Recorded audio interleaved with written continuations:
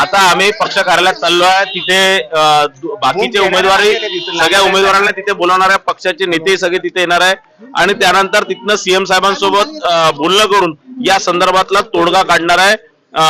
याच्यात बाकी सगळ्या कार्यकर्त्यांच्या भावना, दोन्ही भागातील अभ्यंगनगर आणि त्या भागातील कार्यकर्त्यांच्या भावना, हजारीपाडच्या कार्यकर्त्यांच्या भावना हे सीएम साहेबांना सांगणार आहे. आज जे झालेल्या सगळ्या गोष्टी, कार्यकर्त्यांचं मत सगळं सीएम साहेबांसोबत बोलून मग यामध्ये सीएम मुख्यमंत्री साहेबच याच्यात शेवटचा निर्णय देणार आहे. भाऊ, इतका आक्रोश होते आहे, कशी तुम्ही हे सगळी भावना समजून सांगणार आहे का? कुठल्याही परिस्थितीत जर दुसरा उमेदवार दिला तर आम्ही मतदान करू देणार नाही, असंही जे आहे ते म्हणत आहे.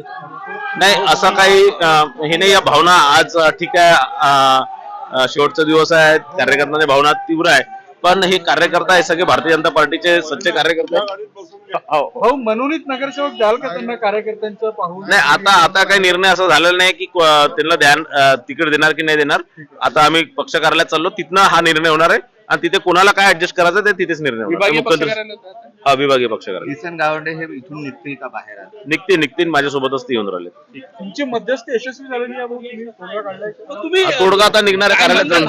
मधला मार्ग काय? विदर्भातले ती भूमिका आजही निभावली तुम्ही. नाही, ठीक आहे, मधला मार्ग काही निघाला निघणार. आता आम्ही कार्यालयात जाऊन या मधल्या मार्गाचाच आम्ही चर्चा करणार आहे.